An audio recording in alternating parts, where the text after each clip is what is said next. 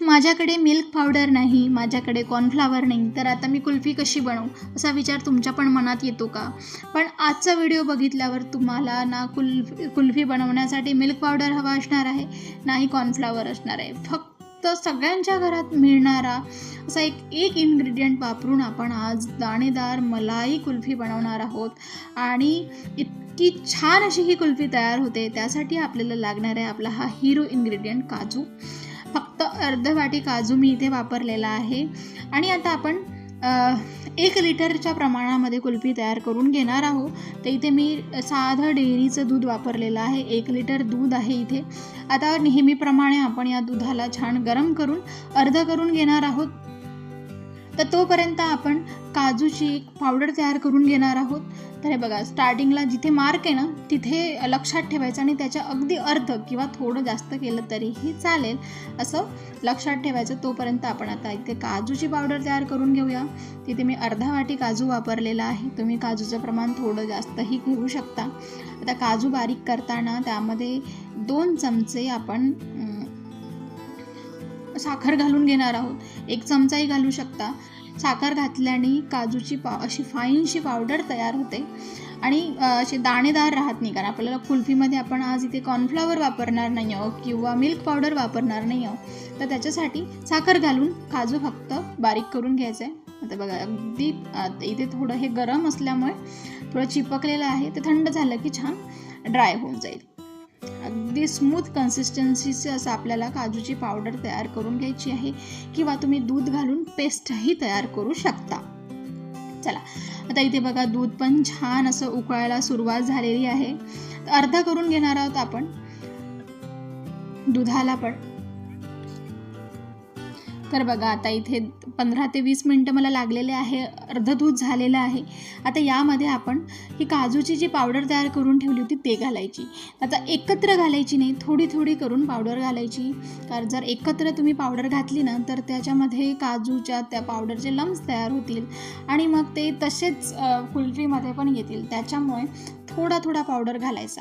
आणि बघा, आता तुम्हाला थोडा काजूचा वर दिसतोय, पण आपण काजू साखर घालून बारीक केलेला आहे. त्यामुळे काय होतं की जशी जशी दूध गरम होईल तसं तसं ती साखर विरघळेल आणि पावडर अशी छान दुधामध्ये मिक्स होईल. त्यासाठी काजूमध्ये साखर घालण्याचा हा एक फायदा आहे. तर ही आजच्या व्हिडिओची एक टीप आहे, ही नेहमी लक्षात ठेवा. आणि आता काजू घातल्यावर छान रबडी जसं असतं ना त्या कन्सिस्टन्सीचं आपल्याला हे दूध असं घट्ट करून घ्यायचं आहे. आता कंटिन्युअसली ढवळत राहायचं आहे. तर साधारणतः दूध हाय फ्लेमवर पण तुम्ही करू शकता आणि त्याला कमीत कमी 10 ते 15 मिनटं एवढे लागतात. चला, तर तोपर्यंत आज आपण थोडा वेगळ्या पद्धतीने कुल्फी बनवतो आहे. तर इथे मी अर्धा वाटी साखर घेतलेली आहे. त्यामध्ये 1 ते 2 चमचे पाणी घालून घेणार आहोत आणि शुगर कॅरमलाइज करून घेणार आहोत. फार असा कडक पाक करतो तसा करायचा नाही आहे.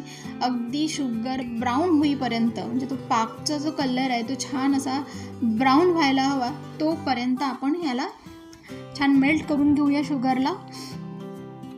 आणि थोडंसं यामध्ये तुम्ही केसर पण घालू शकता. मी इथे केसर घालून घेतलेलं आहे. साखरेचं प्रमाण तुम्ही तुमच्यानुसार थोडंसं कमी जास्तही वापरू शकता. मी नेहमी थोडी साखरेचं प्रमाण कमी वापरते. अतिशय गोड आवडत नाही, त्यामुळे थोडं तुम्हाला गोड आवडत असेल तर थोडंसं तुम्ही त्यामध्ये साखरेचं प्रमाण वाढवू शकता. पण हे एक लक्षात ठेवायचं आपल्याला, आपण काजूमध्ये पण साखर घातलेली आहे. त्यामुळे नेहमी एक लक्षात ठेवायचं, 1 लिटरसाठी 1 छोटी वाटी किंवा मोठी वाटी असेल तर अर्धी वाटी साखर ही सफिशियंट आहे. थोडा मी काजू पण घालून घेतलेला आहे. त्यामुळे काय होतं ना की कुल्फीला खूप छान अशी शाईन येते आणि कलर पण छान येतो. कारण आपण घरगुती पद्धतीने नेहमी रेसिपी करतो, तर आर्टिफिशियल कलर अवॉइड करतो आपण आपल्या रेसिपीमध्ये. फारच गरज असेल तरच वापरा कलर, आणि नसेल तर साध्या पद्धतीने कुठलीही रेसिपी तयार करा. तर बघा, इथे हा कलर असा हा ऑरेंज ब्राऊन कलर यायला हवा. आणि आता हा इथे साखरेचा पाक तयार आहे. छान अशी चमक आलेली आहे आणि इथे हे दूध पण छान असं घट्ट घट्टसर झालेलं आहे, एकदम अशी रबडी बनवतो तसं झालेलं आहे. आणि आता थोडा थोडा करून हा पाक आपण दुधामध्ये घालून घ्यायचा.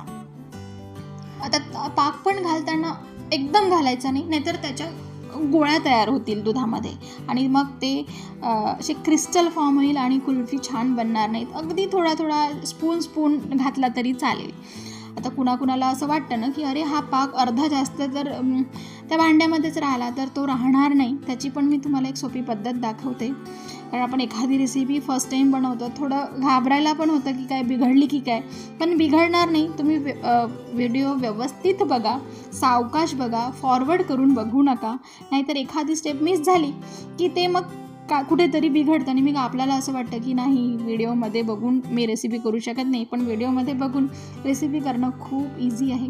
तर हे बघा, जे याला राहिलेलं ना साखर, त्याच्यामध्ये मी हेच गरम दूध टाकलं, त्याच्यामुळे ते साखर परत वितळली आणि मी ते परत यामध्ये घालून घेतलं. आता आपण याला रूम टेम्परेचरला घेऊन येणार आहोत. मस्त असं बघा स्मूथ कन्सिस्टन्सी व्हायला हवी, कारण आज आपण हे मिक्सरमधून काढणार नाही आहोत मिश्रण आणि डायरेक्ट मोल्टमध्येच याला आपण भरून घेणार आहोत. तर तुम्ही टेक्स्चर बघू शकता. या पद्धतीचं जर मिक्सर झालं तर फार अशी मलाईदार आणि दाणेदार कुल्फी तयार होते. तर आणि मी नेहमी सांगते, जर असे मोल्ड नसेल कुल्फीचे तर साधे आपले जे डिस्पोजल ग्लासेस असतात त्यामध्ये, किंवा साधा घरातला जो चहासाठी आपण कप वापरतो, किंवा स्टीलचा एक डब्बा असतो त्यामध्येही तुम्ही कुल्फी सेट करू शकता. तर इथे मी काही कुल्फी मोल्डमध्ये, काही डिस्पोजल कपमध्ये, आणि डिस्पोजल कपमध्ये केलेली कुल्फी डिमोल्ड करायला खूप इझी असते. तर इथे बघा मी एक एक करून छान अशा पूर्ण भरून घेतलेल्या आहे. साधारणतः 13 ते 14 एवढ्या कुल्फ्या इथे झालेल्या आहेत. मी छोट्या छोट्या आकाराच्या कुल्फ्या तयार करून घेतलेल्या आहे. आणि कशानेही, म्हणजे साधं एक फॉईल पेपर म्हणा किंवा साधं प्लास्टिक फॉईल, कशानेही तुम्ही याला पॅक करू शकता. फक्त पॅक करताना एकच आपल्याला काळजी घ्यायची आहे, ती म्हणजे त्यामध्ये एअर जायला नको. छान पद्धतीने सुद्धा तुम्ही बांधू शकता. म्हणजे मी एकदा एका फार्म हाऊसला गेलेले आणि तिथे आम्हाला खूप प्रमाणात दूध मिळालं तिथे, आणि मग आम्ही तिथे कुल्फीचा बेत केला आणि तिथे तर काहीच नव्हतं आमच्याकडे. तर आम्ही साधं जे आपलं डिस्पोजल प्लास्टिक असतं ना, त्याचे काप करून पॅक केली आणि कुल्फी अप्रतिम बनलेली होती. तर हे बघा, आता आपण याला 12 तास सेट करून घेऊया. आता कुल्फीमध्ये तुम्ही अशा स्टिक पण घालून ठेवू शकता, म्हणजे मग डायरेक्ट काढली फ्रीझरमधून की खाता येईल. तर हे अशा पद्धतीने स्टिक घालून ठेवू शकता तुम्ही. चला, आता 12 तास झालेले आहे. आपण बघूया कुल्फी छान सेट झाली आहे की नाही. मी तुम्हाला 3-4 कुल्फी इथे काढून दाखवणार आहेत. तर माझ्या चॅनलला अशा खूप सोप्या पद्धतीने आईस्क्रीम, कुल्फी, खूप साऱ्या रेसिपी मी शेअर केलेल्या आहे. तर तुम्ही अशा पद्धतीने स्वतः पण ट्राय करा. फक्त व्हिडिओला स्किप करत बघू नका, कारण एखादी स्टेप मिस झाली की कधी रेसिपी बिघडते. त्याच्यामुळे प्रत्येक स्टेप फॉलो करा. खूप छान, घरच्या घरी खूप छान आपण आईस्क्रीम, कुल्फी असे प्रकार बनवू शकतो. आणि चॅनलला जास्तीत जास्त शेअर करा आणि सबस्क्राईब पण करायला विसरू नका. आणि हे बघा किती छान अशी